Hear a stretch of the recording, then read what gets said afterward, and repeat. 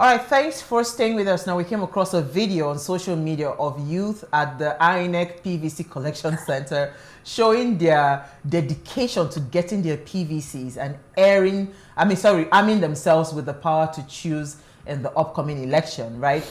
So the video, of course, is very interesting and very funny, right? So despite the clear challenges around the PVC collection, voting, and the insecurity, a lot of young people are going for their PVCs.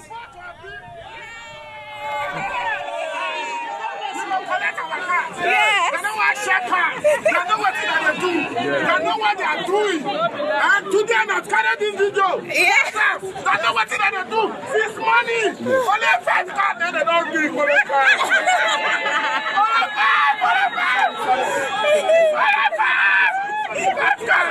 This money. 5 cards. Yeah, we die here. Yes. We will collect our cards. Oh my God, you must love the Nigerian youth, right? Now, despite the clear challenges around PVC collections, voting, and insecurity in the country, you can tell that this generation of Nigerian youth are more politically inclined and ready to participate, maybe even more than their predecessors. So, however, is the ballot enough? Right, that's the question, to change and drive good governance. Now, please, let's hear what you have to say. Remember, you can join the conversation. Send us an SMS or WhatsApp to 081-803-4663. You can also tweet at us at WayShowAfrica1 with the hashtag WayShow. All right, so, I mean, this is a very interesting conversation, right?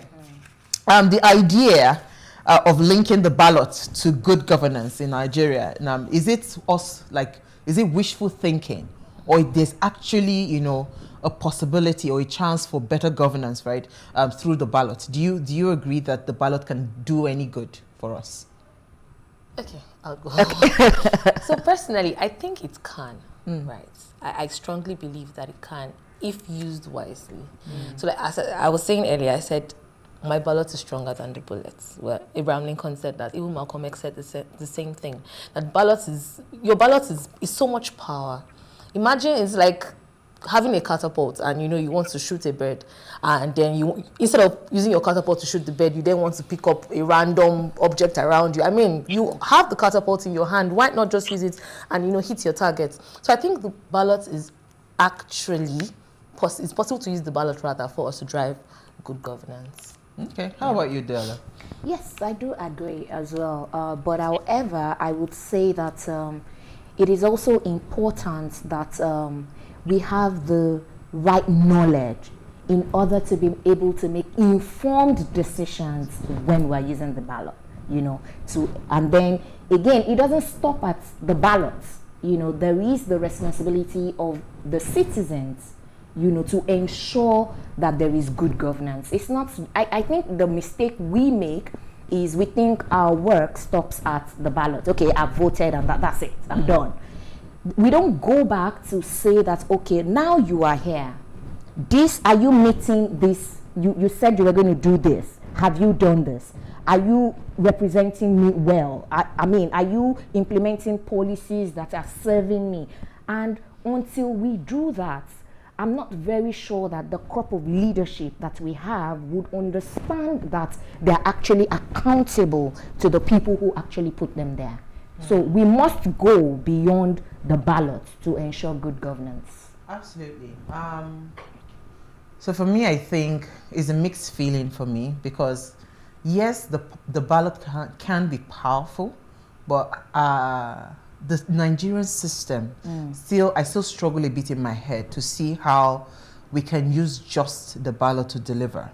But that is me, just being me, right? Let me bring in our expert. Now, Dele Farotimi is a retired legal practitioner, author of two thought-provoking and insightful books, Do Not Die in Their War and The Imperatives of the Nigerian Revolution, the spokesperson currently of the Labour Party presidential campaign, 2023 presidential campaign for Southwest region. So he's a very passionate Nigerian, and is also very passionate about the birth of a new Nigeria, and is joined us live via Zoom.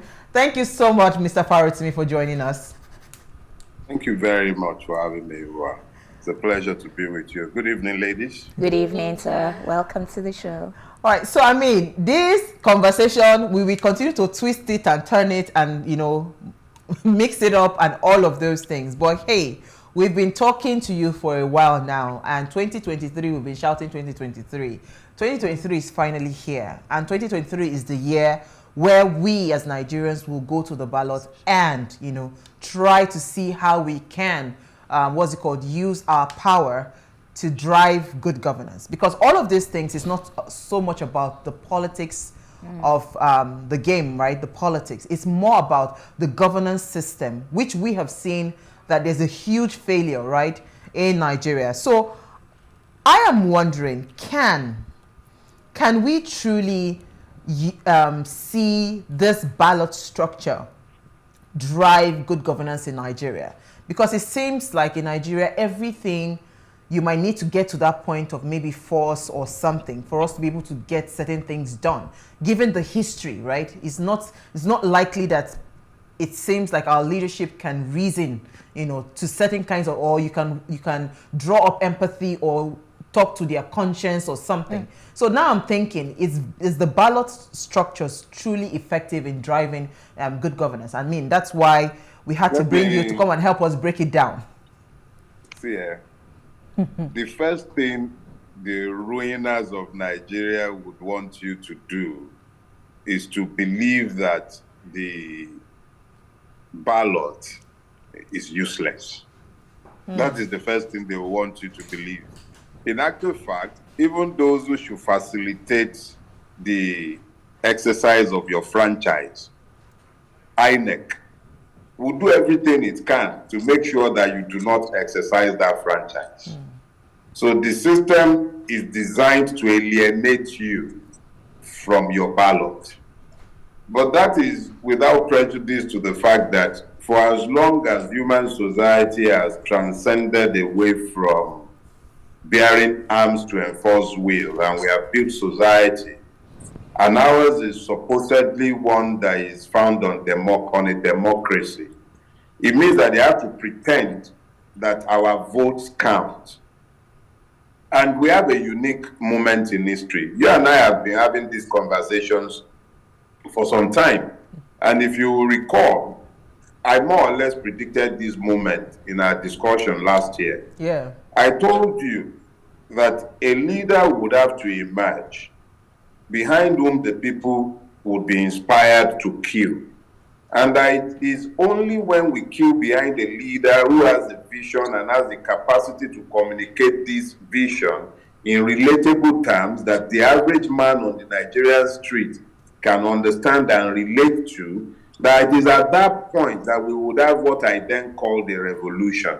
Some people expected that revolution to happen with people wearing berets, maybe more people looking like me, carrying beer, quoting Karl Marx and Lenin.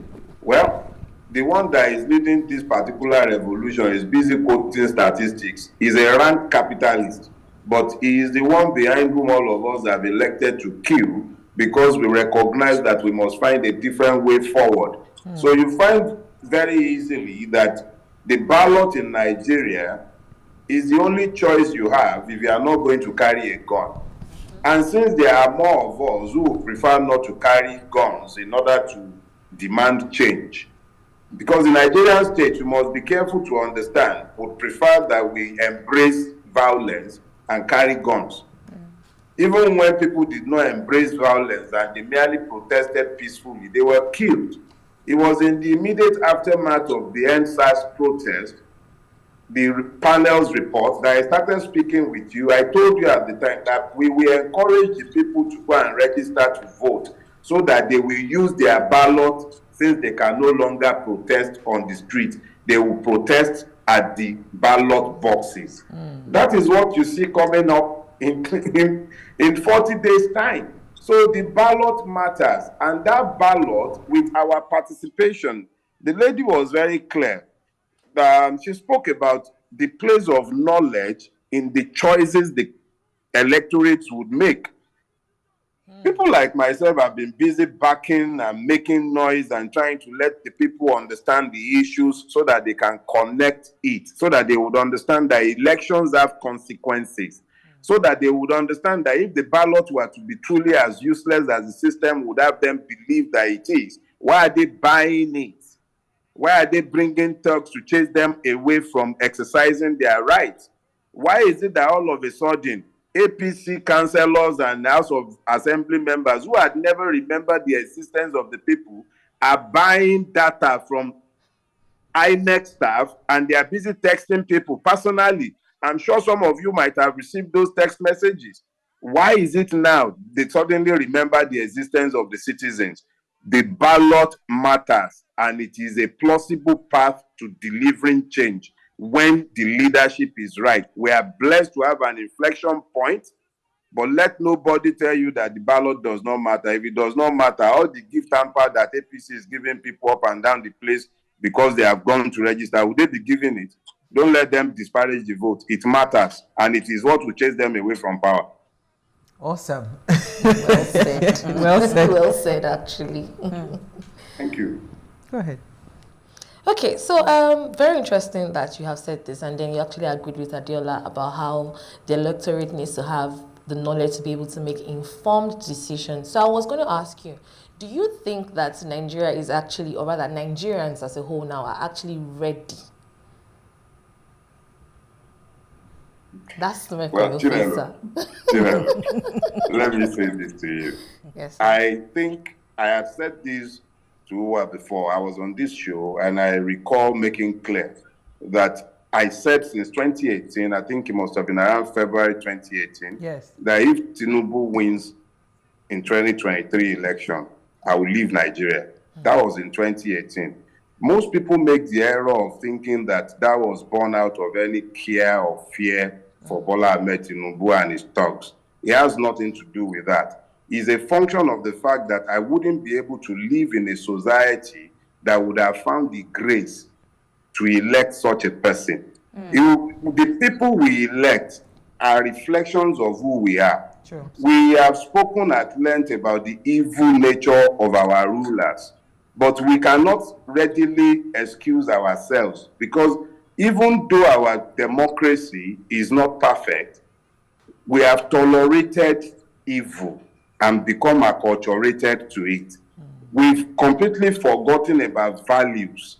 So this, for me, this coming election is not really as much about electing a president or the other ones, the governors, the House of Reps, Assembly, and the senators. It's not really about that. It's about us as a people, as a collective. Who are we? What do we really hold dear? What kind of people are we? We've hidden behind the rulers for too long. We've blamed our woes on the pimpish, consumptive men whom we have elected as rulers over our country. For too long, we have blamed our woes on those ones. We've blamed it on them as though they are the reasons we are where we are. But the truth is, we should really look more closely in our own mirror when we begin to look for the reason why Nigeria is the way it is, because we are the ones who go to the polls. The INEC officials are Nigerians. Each and every one of the policemen, the soldiers, they are Nigerians. They didn't come from Togo. These are the people we have chosen. 2023 is a lot clearer. We have no excuses. It's a clear choice between light and darkness. I have no hesitation in describing both Atiku and Tinubu as twin horsemen of the apocalypse. There is nothing about them that inspires hope or change. If anything, they seem like the sort of forces that consumes light, drains out the energy. These are old men who should be sleeping somewhere. If they have anything, they should be paying penance and be advising people about how not to govern, how not to amass, how not to consume. But they still want to be part of the narrative into a future that they have already destroyed in conjunction with the disaster that they helped to enthrone in office in 2015. So I don't understand how anybody will tell me that they used their God-given brain and we as a collective ended up with either Etiku or a Milokon. You know, Kisha and Olokon, it is us, it's our turn. It's our turn as Nigerians. Peter Obi is merely a totem.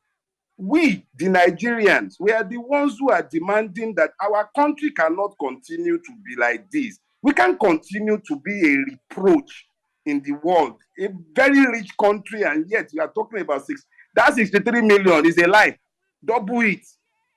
We are more, there are far more people. When you already have about 16 million children slapping the streets without any training, these are children of school age. They are not in school. You have children people who are already in their late teens, early 20s, who received no education of any sort. The only thing they know how to do is to beg, to steal. They are already likely drug addicted. And then some old men, decrepit old men with no record of good service, they're coming forward, they want to take 20. No, our local. This one is not about anybody. This is about us. The ones nobody hears. The Taju on the street, Chinelo, the Chukwuemeka, the Azan, the Kudira, is our turn. It can't be their turn anymore. It can't be their turn. Let's even see if we can rescue this country from itself. So the people, I believe, are sufficiently motivated and they know and they've come to connect these issues. They've come to, you see somebody sleeping in front of the place, it might look like a skit, but there is a serious content to it. Absolutely. And the seriousness of the content is that in reality, you are going to have to recognize that we are either going to have this conversation with our ballots, or some people who are crazier than those of us advocating the ballot, they'll drown out our voices eventually when we might have been silenced because the system cannot find room for our demand for change. These are peaceful demands, and we are only asking people to exercise their powers at the ballot. All right, so I was going to say, Dele, quickly, you throw in your question and I'll come back again. Okay, so before I ask my question, let me quickly say that there's a quote I saw somewhere. It says that you cannot preach God to the poor. You can only do that through bread. You cannot talk God without bread to the poor person. And I think that that's in itself fuels. You really cannot give what you do not have. If you do not know that,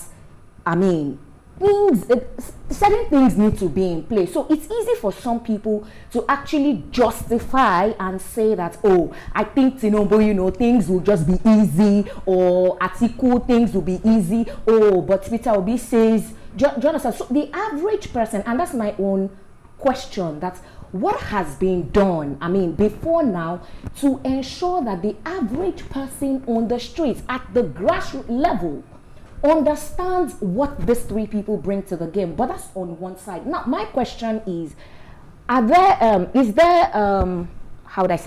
we truly prepared to ensure that the integrity of the voting process is not compromised? It's easy to say that, we're all going to come out in droves to come and, cast our votes and all that. And then when we see those people, and there won't be violence in the process. So who is going to protect the electorate? Absolutely. Dele Farotimi, you want to come in? Well, Dele, let me say this. One of the first things that they've done actively over the years is to disconnect the people from the process. They do everything. It's a systemic wave of attack. They suggest it to you in the media. They tell you how your votes do not count. They want to rig already. They've already rigged the election. Why do you bother? Your votes won't count. Oh, they won't work. What's the point? They are all the same. They've used all these over the years, and the people had become disconnected from the process. They became so disconnected that in the last election, the last presidential election, you had 27 point something million people voting, even though you had a total of 84 million registered voters. In 2019, you had only 27 point something voting. So it meant only a third voted. When you have that level of disconnection from the electoral process, it renders it that much easier for the active merchants in the system to hijack that system. Vote buying works better in that system. Vote hijack works better. But we now have a situation where there was a balance of terror achieved, mutually assured destruction, and that is what has led to the 2022 Electoral Act, that amended Electoral Act. What you have today is a situation where the mere fact that the people have reconnected themselves to the process has now meant that it's going to be that much more difficult for the active buyers of votes, those who have tried to chase people away from using their powers. So it then means, as we have pointed out, that educating the voter becomes of primary importance. Now, my people have a proverb. They say, "Yaoje Ologbon," you haven't suffered and you say you are wise. You are lying to yourself. 7.5 years, almost 8 years of Buhari has been a horrifying experience for everybody, both the rich and the poor. That you have money does not render you immune from the disaster called Buhari. If you have money, insecurity is there for you to contend with. I used to travel to Ibadan like I was going next door, as bad as it was over the years. But in the last 2-3 years, I would have palpitation going out of Lagos. Even going beyond the Ekpe here is a problem, talk less of Ibadan. So I'm not too sure that a lot of people require too much encouragement to understand that there are consequences to vote. So if anybody is telling you that it's because of Tinubu or it's because of this, the article gave me this or that one gave me this, frankly speaking, yes, they can blame the weaponized ignorance that had been unleashed on Nigerians for a long time to an extent. But I think when you have experienced the level of hardship that we have seen, no matter who you are, Nigeria has not been kind to anyone except those in power in the last 7.5 years. It hasn't been kind. It's not just about money. In every way, if you have money, you are going to be queuing for fuel, you are in traffic. There is just too much pain everywhere you turn. So that has been a concentrating factor. I imagine that we will still have those that you can't rescue from their idiocies. There is nothing anyone can do about that. But I think to a very large extent, Nigerians are sufficiently awakened in this coming election. Absolutely. So I was going to ask you, as a retired legal practitioner, right? Yes, I had to mention that. Now that we know that the only system that we have in anything that semblance of good governance or whatever in Nigeria is the ballot. I want to ask you, in the real sense of the ballot structure as it stands, where does the power of the ballot start and where does it stop? Because you see, I hear all the time, people have elected.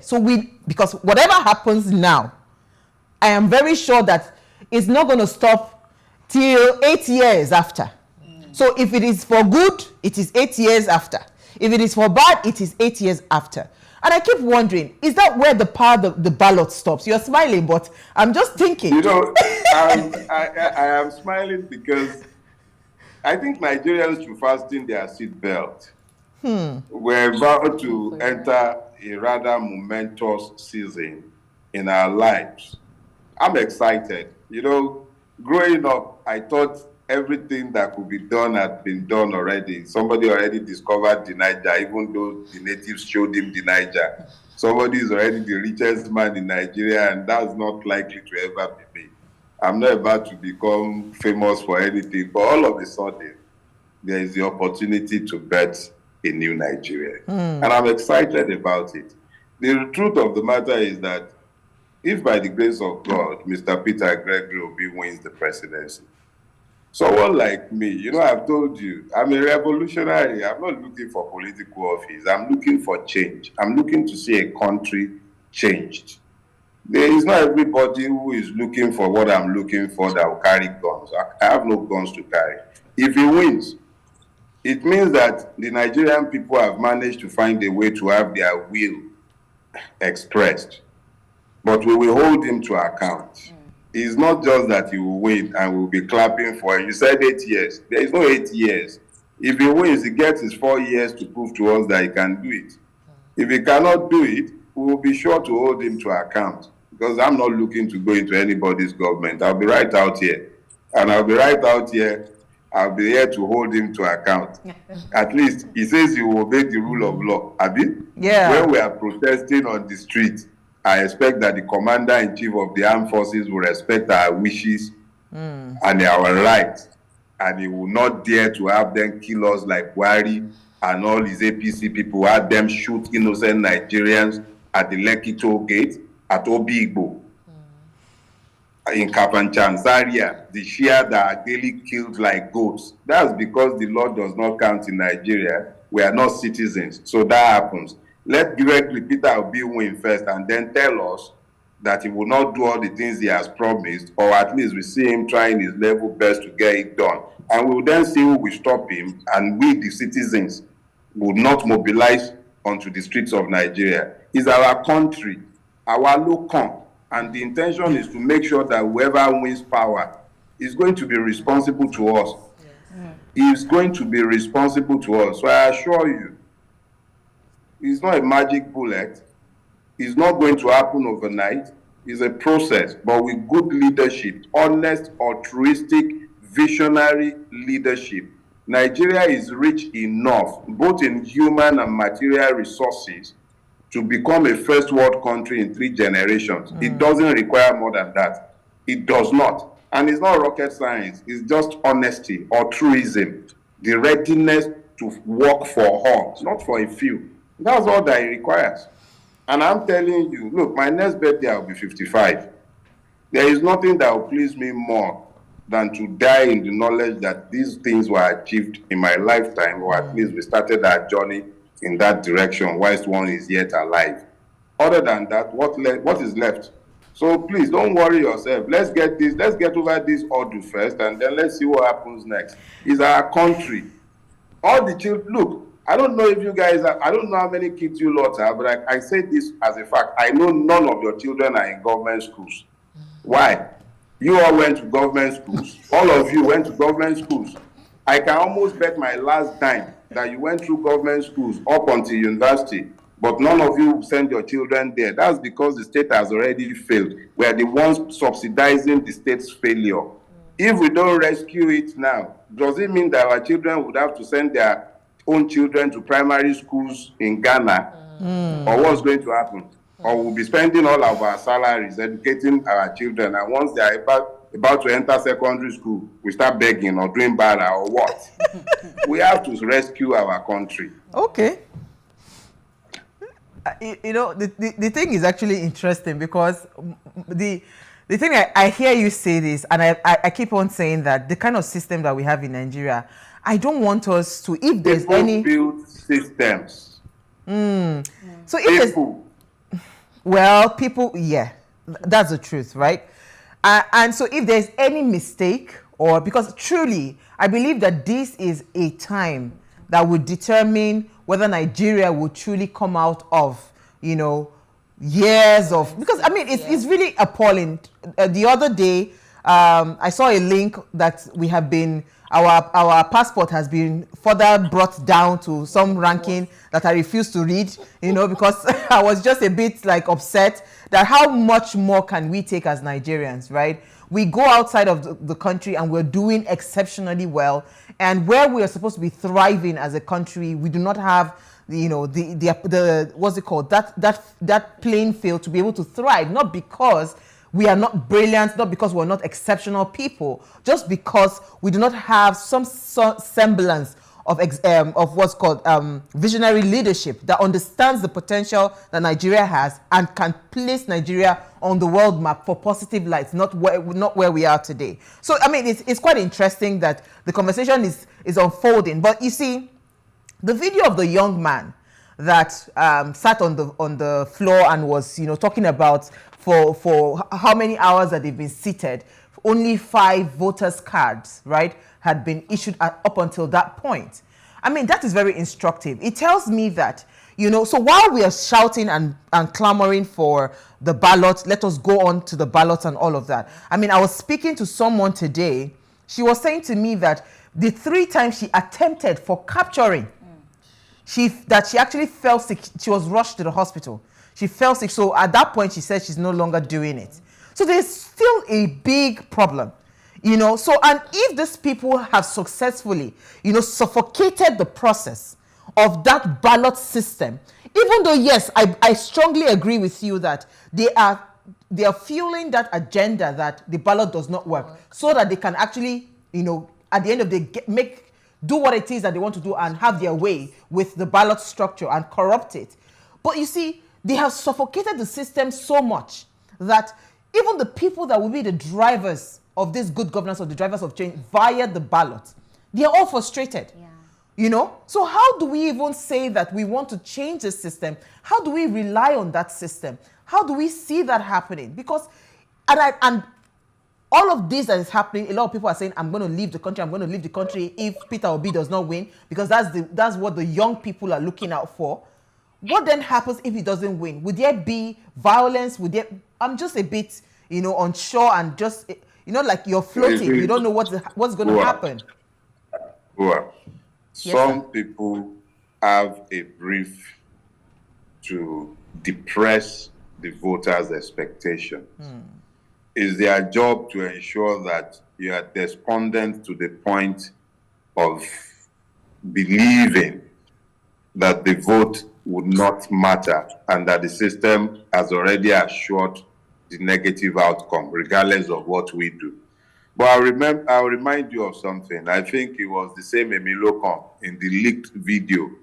He was explaining to his band of whatever, and he said to them, power is not granted a la carte. You grab it. you grab it. That is how you. But the man was telling the truth. Power is not given a la carte. Those who desire change understand that they must stay the course. Sometimes they must die before they go into the battle. Die to all of your fears. Die to the threatened consequences. Die to the inconveniences. That is how you go into battle to win. You die to your fears. It's not like you are unaware of them, but you die to them.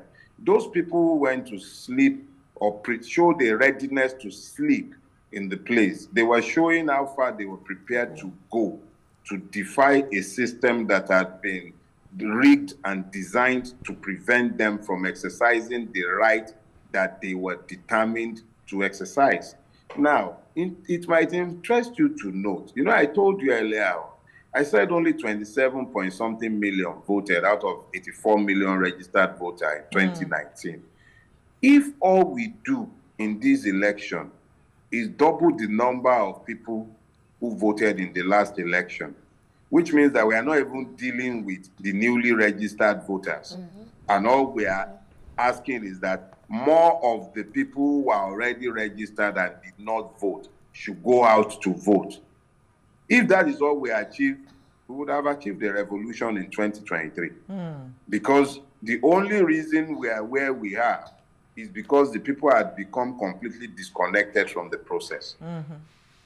They had become disconnected, disenchanted. They could, you see, there is cause and effect. But our people have become so focused on survival because of the existential poverty that had been unleashed against them. They had become disconnected with the fact that elections have consequences. And when you abandon governance to fools, you will suffer their reign. And that is exactly what has happened now, that we have a totem sat in our presidency, and we have all sorts of dunces and morons populating our congresses and government houses. I'm not abusing them. I know this sounds abusive, but I'm merely describing the quality of rulership that we have endured over the years, because that is the only thing that could possibly explain the ruination of a blessed country to the point where it is today. So if the people understand that elections have consequences, they go and sleep in INEC office like the persons that you have highlighted. If and when people understand that elections have consequences, you find situations where those who had abandoned their PVC and detached themselves from the process, they will reconnect themselves because they understand that whether we want violence or not, some people are determined to change Nigeria from this ruinous state in which it currently exists. Not all of them speak the language of peace. Not all of them are interested in the ballot. So many of them are already disconnected from the ballot. All they want is to tear this country apart. 2023 represents probably the last opportunity we would have as a people to freely express our will and demonstrate the direction in which we want to travel into the future, or whether we want to race into the ruinous past. This is a choice that has become patently clear, and I'm not sure that any reasonable person in 2023 can say that they couldn't choose, they didn't know. For the first time, we actually have more than 2 candidates. It's not just the letter Y of the same family in 2 branches, PDA, PC. No, for the first time, we actually do have a choice. And it's not a third force, it's the second force. Because a choice between Atiku and Tinubu presents no real choice, really. So for the first time, thanks to God, we do have a choice. So as far as I'm concerned, 2023 is not a tea party. It's not going to be easy. The system is being asked to kill itself. It's not in his enlightened, selfish interest to die. So it is we who want change that must be unyielding in making sure that we continue to insist on change. We'll continue to insist, we will pick our PVC. If you like, lock the place, we will sleep there. When we pick our PVC on election day, now we and you, that PVC, that PVS or PVAS, the way they say it must work, you must accredit all of us, show us, every one of us must see it. When you finish, you count it in front of us, all of us sees it, and then we know the result from that place. Not that you go and do abracadabra in some collation center at the local government collation center. So there are so many things that has happened that if we ourselves understand that this is the last chance for us to avoid carnage in our country, let's connect ourselves regardless of the inconvenience. The system does not want to yield. It's up to us to insist on a change. Absolutely. All right, so we lost the Good evening, my dear beautiful sisters of What Are You Saying? Hey, Daniel, Happy New Year to you all. The ballot and the drive for good governance. It is high time the voice of the youth and their vote count. Enough of depriving the youth of their own rights. Atiku and Tinubu should go and rest, because this is not the time for old men. The both of them should retire from politics and give fresh blood a chance. These people are desperate to be president and they know that they cannot deliver. I am tired of watching repeat shows. Sorry, yo. Thank God the live show is back. I have missed you ladies a lot. Good to have you back. My name is Daniel Ilo, our always regular fan. We missed you too. But you see why we didn't start early. But quickly, let's take more comments. Okay, this is Austin from Delta State. He says, nice to witness your first edition after the break. Thank you very much. Kudos ways. The new look starting from the signature tune, the setting all noted with joy. Happy New Year and happy you're back. On the topic, ballot is just a step, but with informed and knowledge based on the choices made matters. Okay, because I'm yet to be convinced that the electorate will ensure ethnicity, religious bigotry, and knack for financial inducements. Forget the euphoria. After the election, let citizens, civil society groups, and the fourth estate of the realm rise and closely monitor governance and be courageous to raise alarm and point to the right direction when necessary. God bless Nigeria. Amen. Thank you very much. Okay, this one says, Dele, I really want to thank God Almighty for your honesty, sincerity, openness, and truthfulness of your contribution in this topic today. I pray for God Almighty to bless and keep you. You're very correct. It is our fault as the poor masses in continuing to bring sick and immoral individuals to corridors of power to lead us. In such, our action shows that we, the poor masses, do not really know what we want, or we are very sick and immoral as the people we bring to power to lead us. We need to change this whole rubbish. We have come of the age to do it this time in this country. Not only that we want to elect them, but we also demand good governance from the people we elect. We all must learn to be on the streets to demand for any change we want. And this is from Sanctus. Thank you, Sanctus. Thank you, Sanctus. So, Dele Farotimi, you are the spokesperson for the Labour Party presidential candidate for Southwest region. Tell us why you think your man, Peter Obi, even though a lot of youth are really excited about the freshness he brings to the elections this 2023 and they're hopeful, tell us why you think he's truly the right man for the job. I mean, you said this in several quarters, but I need you to tell our own ways people why. Well, because I recognize the pivotal moment in which we have found ourselves, I'll make no mistake about it. 2023 is an inflection point in the life of Nigeria.